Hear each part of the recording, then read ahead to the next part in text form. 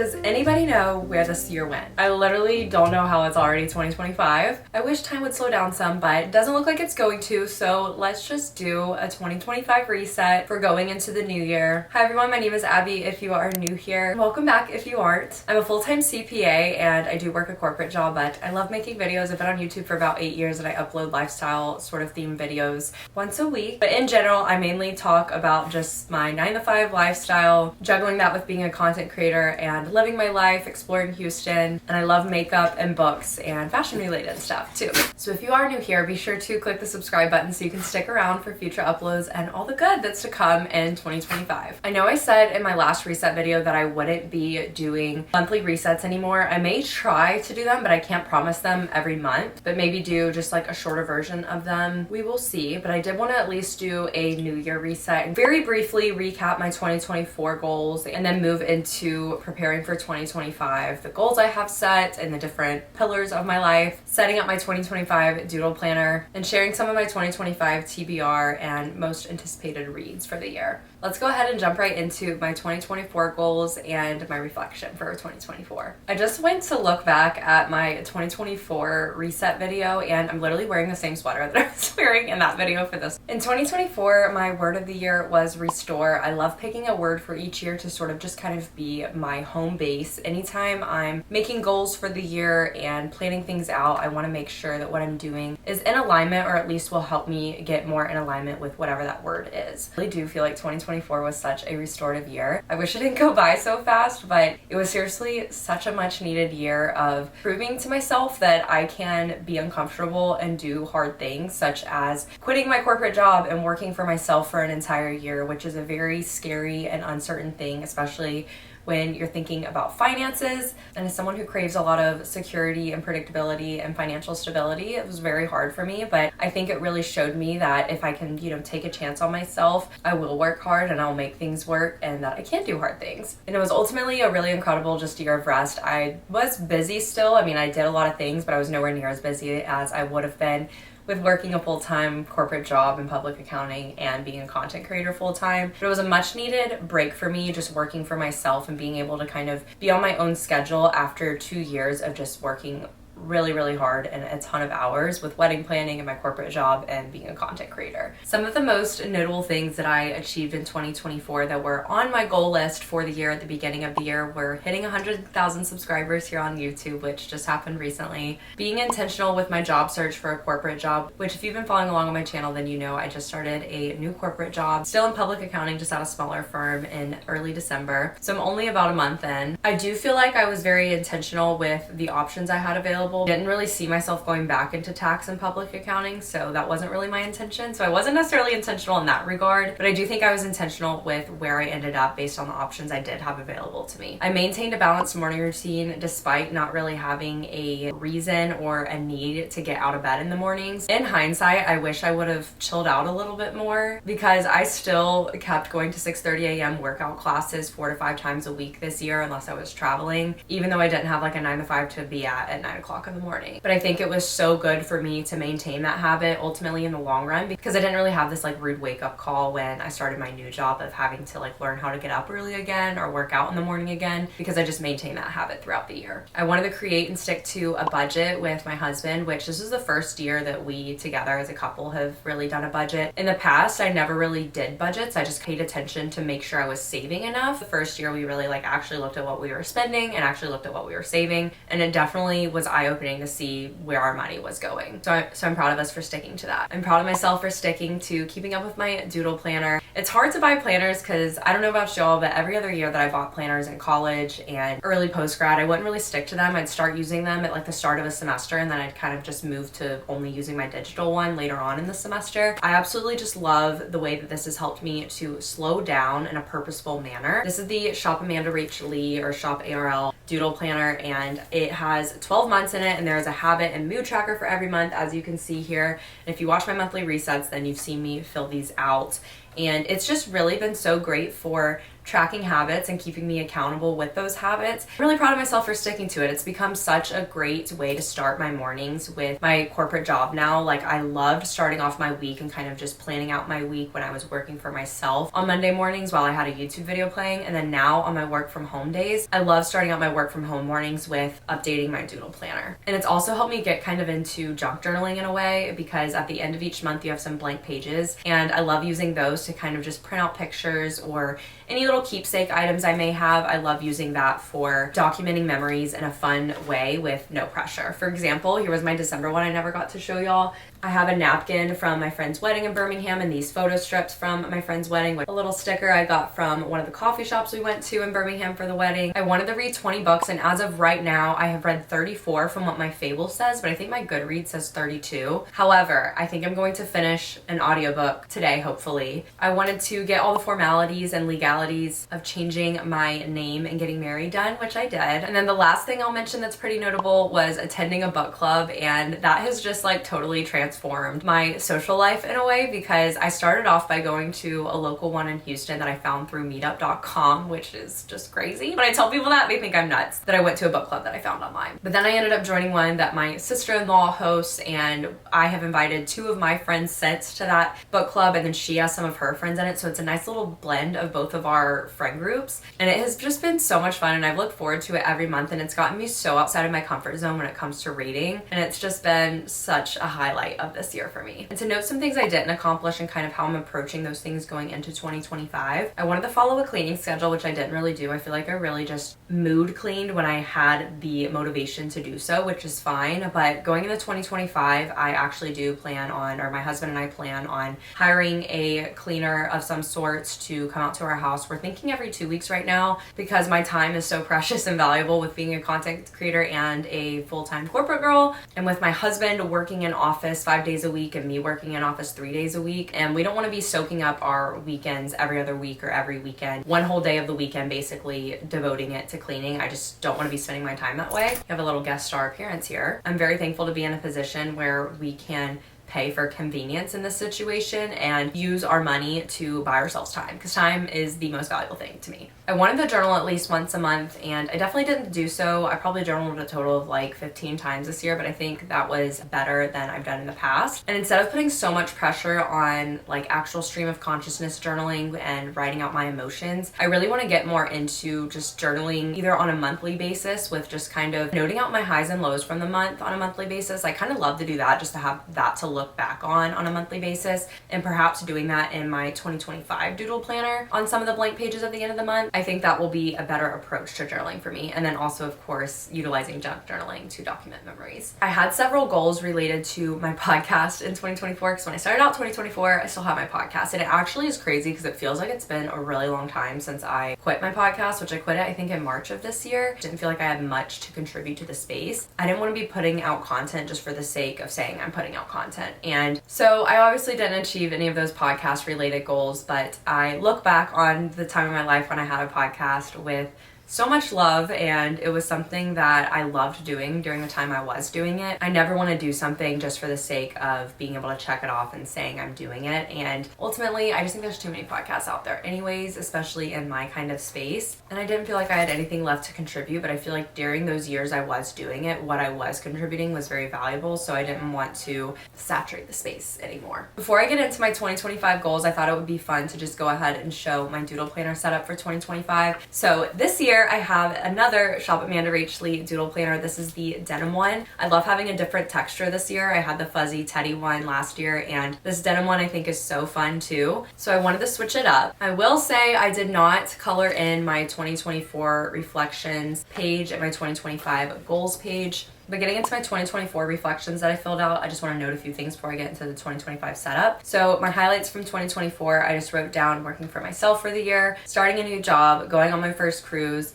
going to New York Fashion Week as a creator with my talent agency. Something I learned in 2024, I said you can't avoid or hate yourself into change, and you'll never be happy placing your worth and fulfillment in work alone. And this is a lesson I'm continuously trying to learn. For something I was proud of in 2024, I put feeling the fear and doing it anyways with being self-employed for a year. And that was what I said for my motto to be in 2024 when I filled out my other doodle planner, when I put down my motto in my 2024 planner. And I do feel like I did that, so I put that as what I was proud of for 2024. And then for what I want to leave in 2024, I put self-doubt, negative self-talk, fear of taking up space online, overthinking, living small, and trying to keep the peace and comfort. And then my 2025 goals page, I'm not going to share what I want to accomplish in 2025 because I'm going to go over that when I go over the goals soon. For something I want to learn in 2025, I put how to emotionally detach myself from work, break my habit of doom scrolling, and learn a new hobby, which I think are 3 great things to focus on. I like to choose a word for every year, like I said, and my word for 2025 is breakthrough. I chose this because I feel like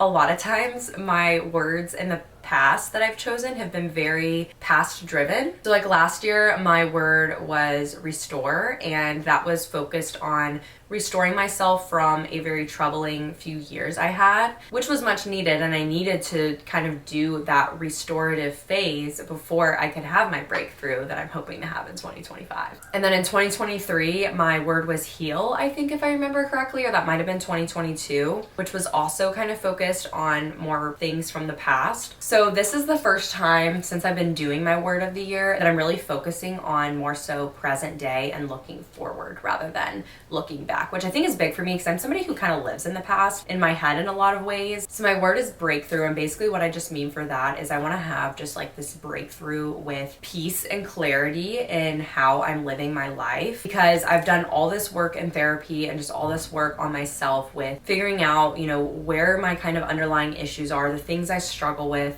things I need to heal from. I figured out what my values are, and I want to live in alignment with those values. So I'm hoping that this is my breakthrough year where I ultimately end up living a life aligned with those values and feel confident and secure in what I'm doing with my life. Going off of that, I put for my motto for 2025 is to stop waiting for everything to be perfect to be happy, which is definitely something I struggle with. I'm such a conditional thinker. Like once I get all of these chores done, then I can relax. Once I get this job and make this amount of money, then I'll feel secure. Once I have this many subscribers, then I'll feel worthy of taking up space on the internet. It's always this conditional way of thinking. And at the end of the day, when you kind of look at the baseline of all of that, it's waiting for things to be like an idealized version until I allow myself to feel okay and happy with that. And I just don't want to live that way because it takes so much joy out of the in-between moments and so much joy out of being present in the moment. For what I want to bring into 2025, I put delusional positivity because I did struggle a lot with some negative thinking this year. When I say negative thinking, I mean more so like negative self-talk, which I feel like I was doing really well with that for a while. And then this year I kind of tanked a little bit and fell back into it. I put strength and faith, rest and balance, mindfulness, dedication to wellness, and confidence, which I think are all things that I'm really just wanting to channel going into 2025.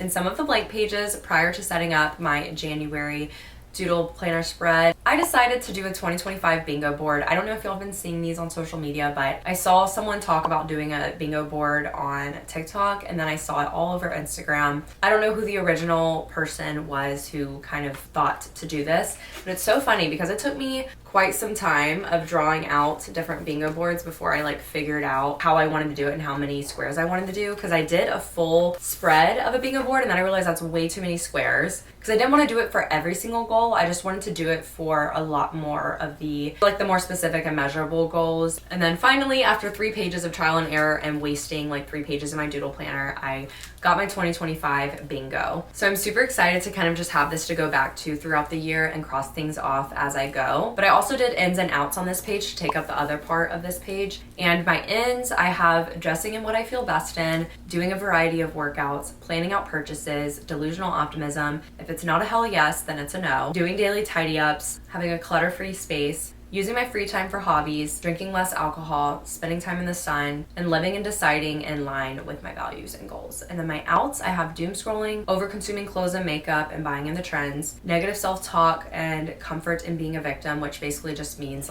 any situation that I feel like I'm a victim in, or I just feel uncomfortable or unhappy in. I think sometimes I let myself sit in that space too long instead of doing things about it, and it just breeds very negative emotional and mental energy that I just don't need to be adding on to what's already there. Comparing to others, overthinking, unsupportive people, making decisions out of a place of fear, relying only on my own judgment, and overspending. So those are my ins and outs. And now we can get into my actual January doodle journal setup, and then I'll share my goals with you. I think somebody needs to take away my markers because I did a terrible job with my January spread. I'm so sorry. It's very underwhelming and very ugly. So anyways, let's just ignore the whole stained glass window being like just totally red like this. I was originally trying to kind of make a faded kind of look, which I was able to do in my doodle planner last year, but I think the color I used was like a little dried out and I wasn't able to kind of smudge the ink out any. So I ended up just coloring over it with red and it just looks so bad to me.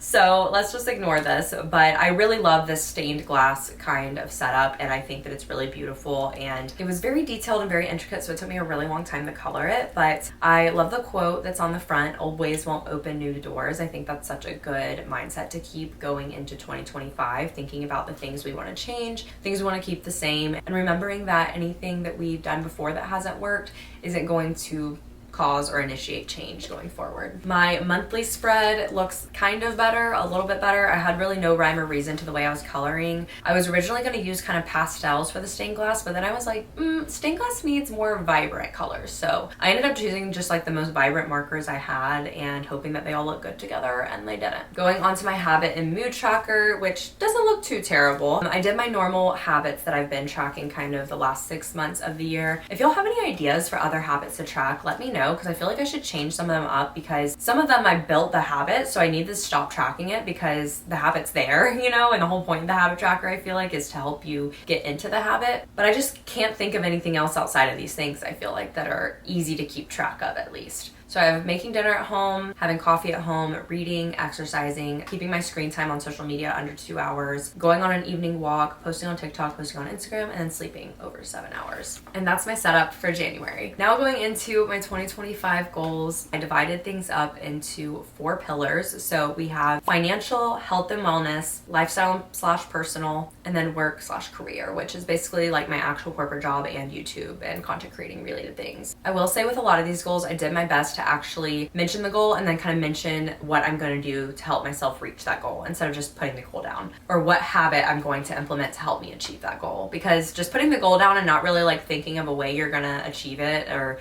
reach or strive for it, it just kind of is an idea and you don't really have a plan of action for it. So starting off with the financial goals, the first one I have is to avoid lifestyle inflation, and the way that I plan on achieving this goal, especially because it's not very like specific and measurable, I want us to continue following a budget, which my husband and I still need to like sit down and plan out our new budget for 2025, adjust some things, especially because now I have a consistent paycheck with having my corporate job, so I need to take that into account and we need to revise our budget, since our budget previously was more so based on me having a very volatile income as a content creator. I would like to invest more of my money, so now that I have more of a consistent and stable income, I would definitely like to invest more of my money because we as a couple, we have, you know, like a good chunk of money set aside for an emergency fund. It's good to have, you know, 3 to 6 months of expenses set aside in case of an emergency, in case you need to use it. But once you have that money set aside, it's good to start investing your money in the market. And I have a little bit in the market, but I don't have a ton. And I want this year to be the year that I start like actually saving more in the market. But I'm also trying to pay off some student loans. So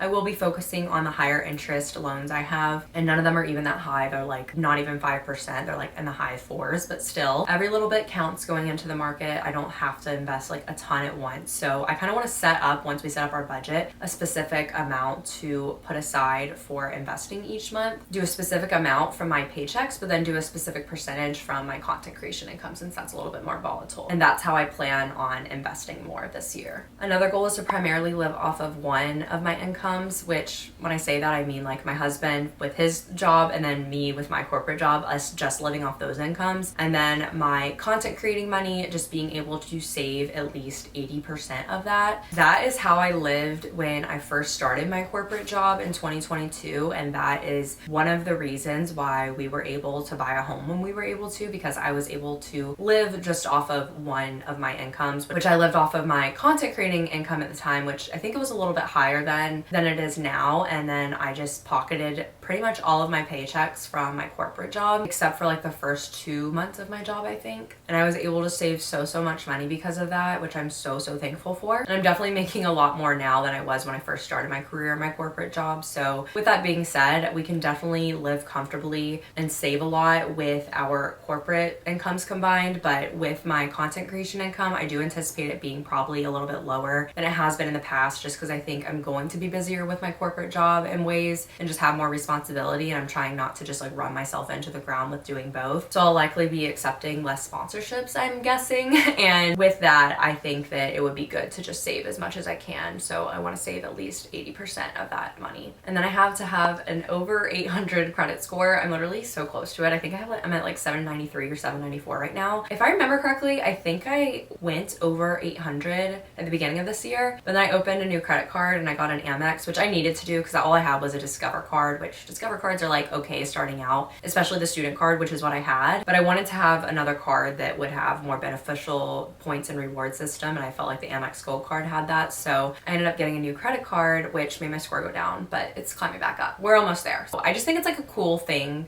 if I could get there because it's a great score. And I mean, the score I have right now is great, but I just think it'd be kind of cool to have over an 800 credit score. Just on the subject of credit cards, I would like to use my Amex points for a trip. I would love for us to travel somewhere and I want to keep accumulating them because I would really like for us to take a trip. When we went to Canada in August, we used my husband's credit card points for our flights, which was great because I don't think really paid anything. And I love traveling and I definitely want to travel a lot more before we start having kids. Not that we aren't going to travel when we have kids, but it just won't be as easy. We do have a ton of weddings in 2025 to go to, and a lot of them are far away and we have to like fly to them. So I'm keeping that in mind, but 2 places I really want to go are San Diego and I want to go to New York City around Christmas. So maybe going one of those places with some Amex points, that would be nice. And then for finances, I want to cut back on impulse spending, especially when it comes to trendier things. And overall, I just really want to buy quality over quantity. I think that in my head, I still sometimes get so stuck in like my younger self's mindset when it comes to spending money on things. I would just buy what I cheapest version of things, but then you end up spending so much more replacing those things. And now that I'm thankfully at a point in my career where financially speaking, certain items that do need to be bought with quality over quantity, I still am not doing because I'm still stuck in that old mindset. I really want to start purchasing quality over quantity when it comes to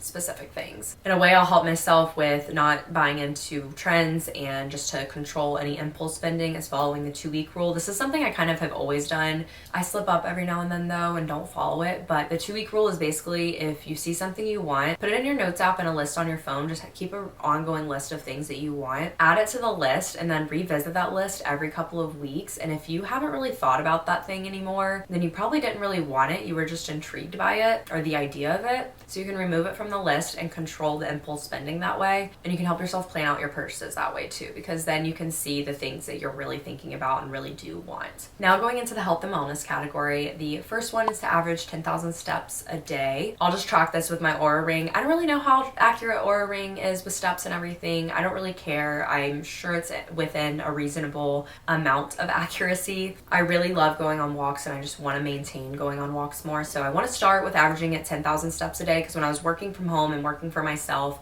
I was probably only averaging like 7,000 steps.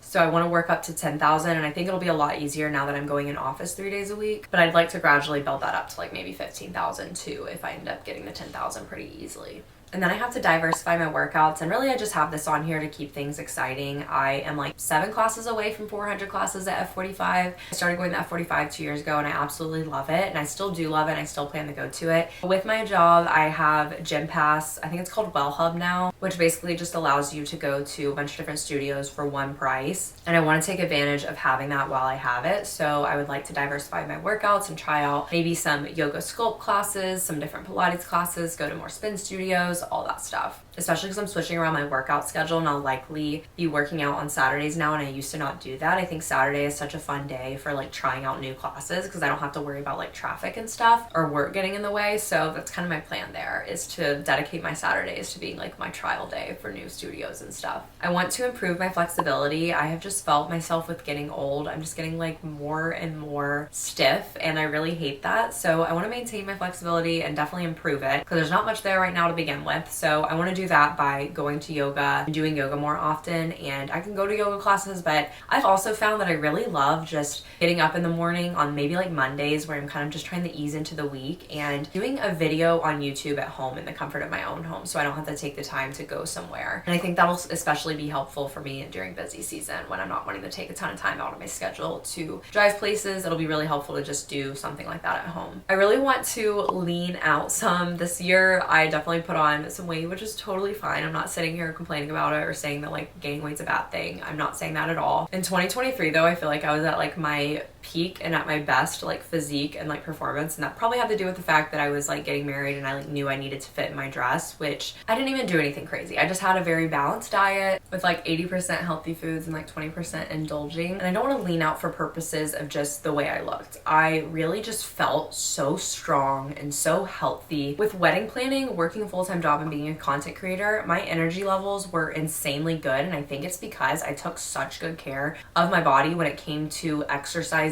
and having a more balanced diet. And this year I definitely maintained the working out aspect of things, but I used to challenge myself a lot more at F45, and now I feel like I just kind of do the comfortable weight, which that's my own fault. And I definitely had probably more of like a 60-40 diet this year, which is totally fine. And we had a lot of traveling this year, and usually with traveling I just kind of eat whatever I want to eat, which is fine. But when you're traveling a lot, that turns into more of like a 60-40 diet, which is fine. But I really just want to get back to feeling how good I felt in 2023. And I think that eating more whole foods and getting back to like a true 80-20 balanced diet will be really great. And when I say diet, I'm not meaning like restricting at all or having a specific plan. It's literally just eating like proper portions and whole foods and balanced meals 80% of the time, and letting myself indulge the other 20% of the time. I just want to feel my best, and I felt my best when I was eating a way more balanced diet than I have been this year. And I'd like to cycle sync my workouts lastly, which I'm not really gonna pay a ton of mind to this, but the week before my cycle and then the first like few days of my cycle, I will not be going to like an F45 class and doing a HIIT class, for example. I'd like to maybe do yoga on those days or Pilates, just something a little bit more low impact and less intensive. Now getting into my lifestyle and personal goals. The first one, I would like to go back to therapy. Don't really know when I'm gonna do this, but I definitely think that it's time. I started going to therapy in April of 2022, and then I just stopped this past year just because it wasn't covered through work anymore and I wasn't going to pay for it with being self-employed. I'd like to get more into film and movies. I am not a movie watcher or a film watcher at all, and I really would like to get more into watching things like that. I have a list of like films and movies I want to see, so I'd like to at least watch 5 this year that I haven't seen before. That may not sound like a lot, but I probably only watched 5 movies in total this year, start to finish, if that. I'd like to read 25 books, which is definitely a lower goal than what it was this year, but I know with working a corporate job I'm not going to be able to read nearly as much. So 25 books I think is good, because I know I'll at least read 1 a month, hopefully, for book club. I'd like for us to focus on doing 1 date night a month, and it doesn't have to be like going out to a nice restaurant and doing anything crazy. It can literally just be like planning a night to stay in and make homemade pizzas together and play cards or something. But I just want to be intentional about doing that. I'd like to also host at home once a quarter. We finally hosted at home for like the first time really in our house this year a few times, and it was super fun and I love doing it. But I want to make it a goal to host people over, whether it's for like watching a game for some kind of sport or if it's for book club, whatever the case may be. I'd like to do it at least once a quarter. I'd like to break my habit of doom scrolling on my phone and keep my screen time for socials at like 1 hour, 2 hours max a day. And that includes with like posting content, which can take quite some time. And the way I plan on doing this, my habit, is replacing my phone time with a hobby or reading, which I guess reading is a hobby.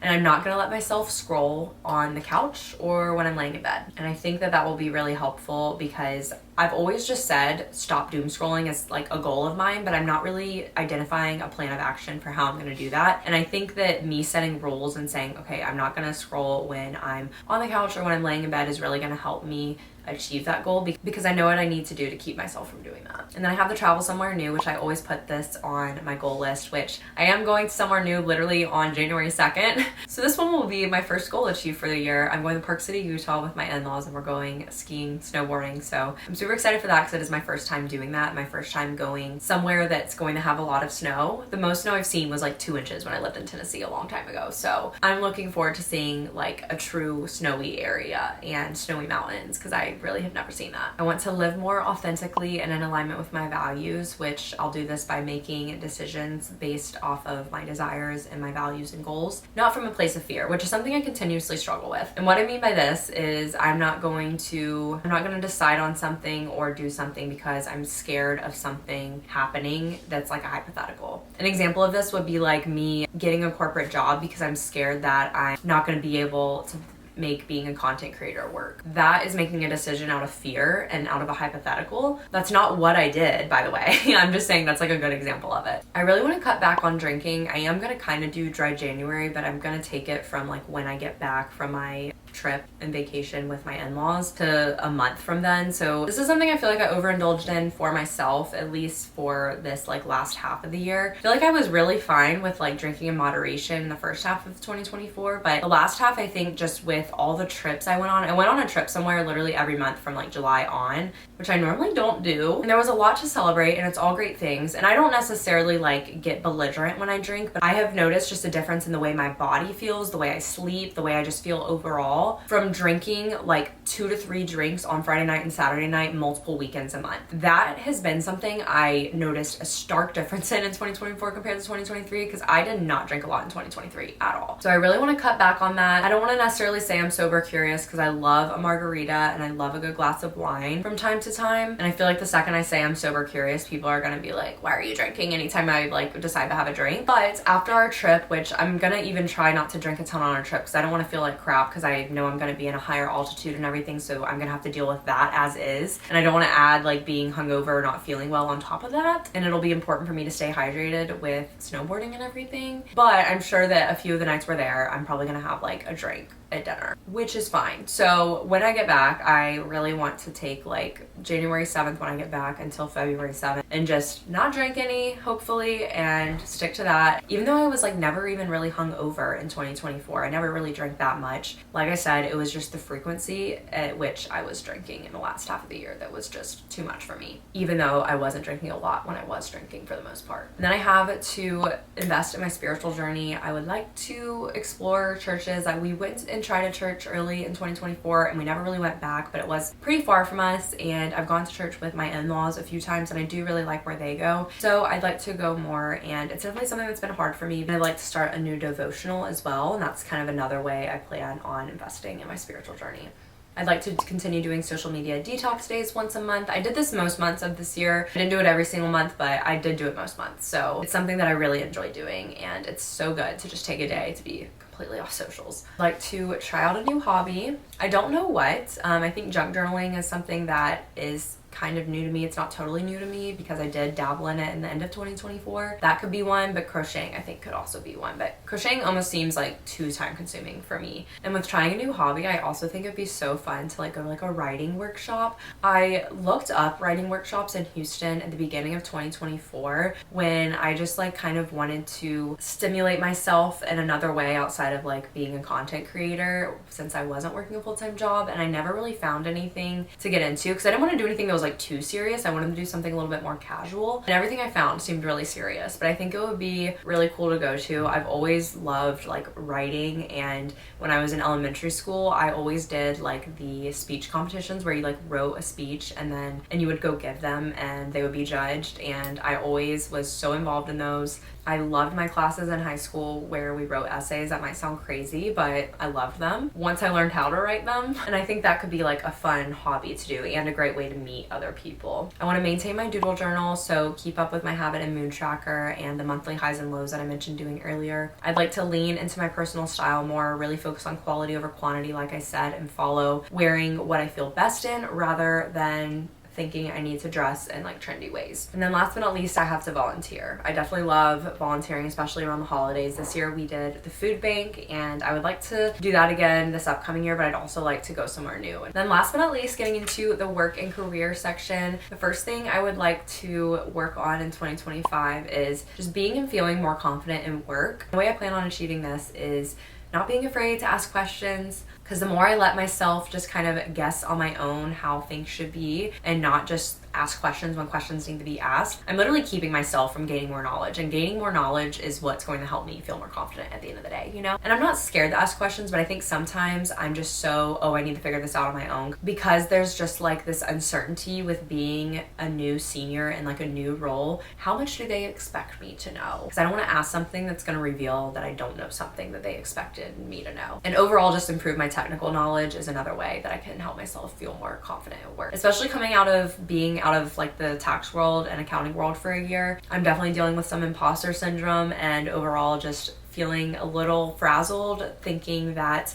I've been out of it for a year and not feeling very confident. I'm somebody who second guesses themselves a lot in the workplace, and I really want to get over that habit. I would like to look into and consider getting some sort of certification. I don't really know what in, but I'd like to get some kind of certification in either like a software or something for analyzing data, whether it's like a tax software I use in my job, or if it's just like a general data software like Power BI or something. I would like to get some sort of certification, or at least think about it. For my more YouTube and content creator focused goals, I'd like to hit 30,000 followers on Instagram. I've been sitting in like the 23 to 25,000 follower range for probably like 4 years.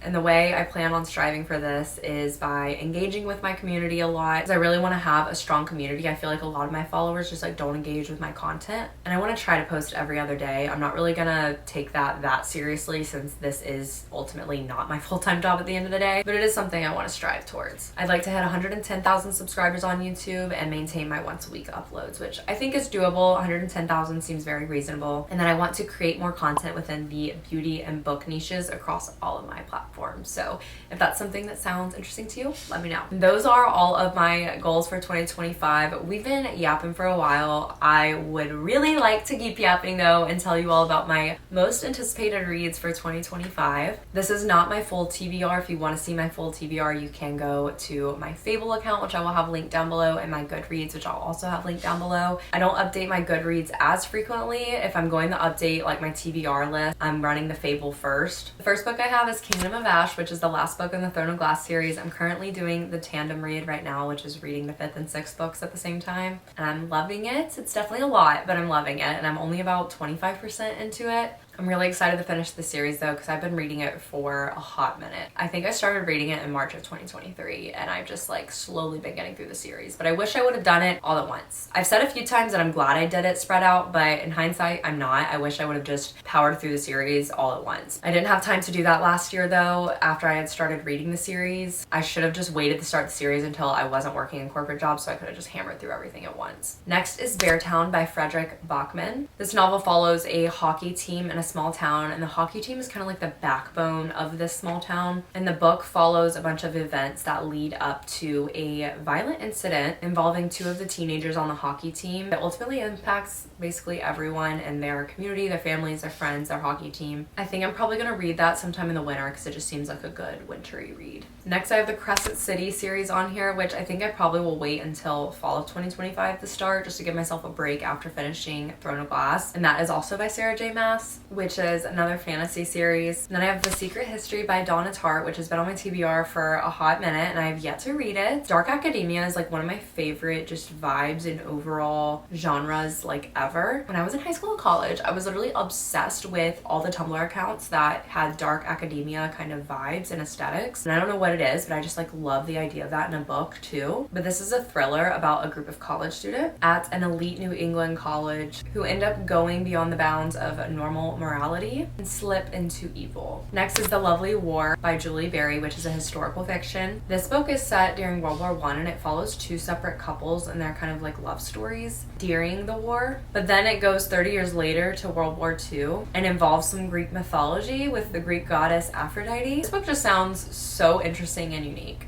and I really cannot wait to read it. Next is The Book of Doors by Gareth Brown. This is based in New York City and is about a bookseller who's given a gift of a book by one of her favorite customers. But inside the book, there's a message for her that says the book is a door. And she basically discovers that it's a special book and has extraordinary powers, and learns that there are other magical books out there and people who want the book that she has. So some violence and danger comes into play, which makes it a little bit of a thriller, but I love that it's a book about books, and it just seems like a cozy, thrilling kind of fantasy, magical realism type of read. And then we have the Magnolia Park series, which I haven't read it, and I didn't ever start it because I just felt like I had seen a lot of mixed things about it. Seems like people are either obsessed with the series or I absolutely freaking hate it, and that's what's kept me from reading it for so long. But after seeing my friend Lottie Smalley here on YouTube talk about it being like her favorite series of 2024, I just need to read it. Like, I need to know what the hype is about. So we're gonna get into it this year. I've heard it described as kind of like a Gossip Girl-esque kind of series where it just explores love and heartbreak and tragedy within an elite group within London. That's all I really know about it. Then we have Nothing Like the Movies, which is the book that follows Better Than the Movies by Lynn Painter. I loved Better Than the Movies in 2024. I read it in April and it was one of my favorite books. I couldn't put it down. I just absolutely loved the writing style, especially for it being a young adult book. Better Than the Movies, though, is about a hopeless romantic teenager who wants her happily ever after and Better Than the Movies romance with her lifelong crush, but ends up falling for the boy next door. Nothing Like the Movies follows this story. Then we have Late to the Party by Kelly Quinlan. This is a sapphic young adult romance, and it's supposed to be a poignant and deeply relatable romance. I've seen it described as just being like a really relatable story about friendship and self-acceptance and being a teenager, and I like love young adult. I just still have such like a special place in my heart for like young adult books. So when they're written well, I really love them. Like, they hit different because they typically do pining and yearning and romance way better than most romance novels do, because it's just done so much more emotionally well. Next we have The Wedding People by Alison Espach. I think I'm saying that correctly, but I have seen this book all over social media this year and I need to know what the hype is about. I know my mother-in-law recently read it too, so I'm probably gonna borrow it from her. I saw a TikTok where a book club asked everyone in the book club like what everyone's favorite read of 2024 was, and like literally almost every single person said The Wedding People. It was like, that's actually crazy. And the summary for this book basically just says, a propulsive and uncommonly wise novel about one unexpected wedding guest and the surprising people who help her start anew. Next is to read the Rose Hill series by Elsie Silver. I read the Chestnut Springs series this year and I really enjoyed it for the most part. I'll definitely save these for the summer because I am a big mood reader and like to read all of my romance during the late spring and summer. But I've heard really great things about Wild Love and Wild Eyes so far. I know my mom liked Wild Love more than any of the Chestnut Springs books. So Western romance novel. Wild Love is a forbidden romance kind of story about the main character Ford wanting his best friend's little sister. So very similar to Done and Dusted by Lila Sage. Next is Piglet by Lottie Hazel. I added this to my TBR after seeing it on some TikToks in the fall this year. Ratings are not the best for this book, but I've also seen some people say that they like really enjoyed this book. This is a debut novel about women's ambitions and appetites and the truth about having it all. Piglet is an up-and-coming cookbook editor who is engaged, and 2 weeks before she's set to be married to Kit confesses a horrible betrayal. Piglet ends up torn between the life she's always wanted and going crazy over not getting what she knows what she deserves. And I love lit fic so much. Lit fic's like my favorite, so I'm really looking forward to reading it. Next is Writers and Lovers by Lily King. This is about Casey, who is in Massachusetts in 1997 and just lost her mom. She's waiting tables and working on a novel that she's been writing for a while, and despite being 31, she is still clutching on to the dream of living a creative life. She falls for two very different men as she's fighting to fulfill her creative ambitions and her love life. Our protagonist, Casey, in this book just sounds like very relatable to me as someone who is very deeply and innately creative, but works in a very analytical field. I think as a child and when I was young and before I had like a concept of money, I had very creative career aspirations, but once I learned the value of a dollar and started working when I was 15 and ultimately like really knew I wanted to create a financially stable home for my future children, I let a lot of those creative ambitions kind of go to the side, but I also did it because I'm literally a content creator, which is very creative, but I'm obviously still working a very analytical job. So I just think that this will be a fun book for me to dive into and explore.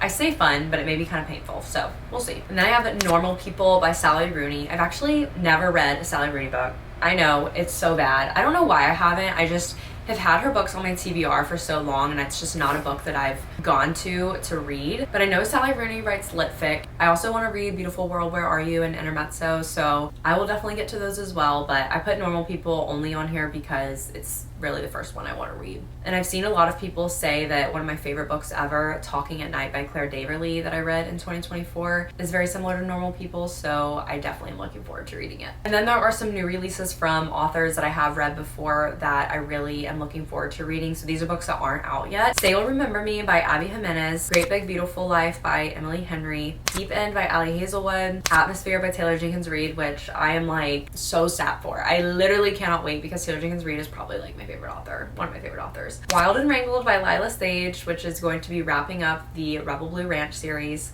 Rewind It Back by Liz Tomford, which is part of the Windy City series that I've been reading. One Golden Summer by Carly Fortune, and It's a Love Story by Annabelle Monaghan. I'm really looking forward to all of those new releases. And now we can finally conclude my 2025 reset video. I hope you all enjoyed sitting down and just chatting about goals for the new year and reflecting on 2024 and the books I'm looking forward to reading in 2025. If you made it to the end of the video, comment with the fireworks emoji and let me know what your word of the year for 2025 is if you have one, or just a goal for the year if you don't have a word of the year. Be sure to subscribe if you're already and turn on post notifications so you don't miss an upload, and follow me on my social media link down below so you can keep up with me in real time. And I'll see you all in my next video. Thanks for watching.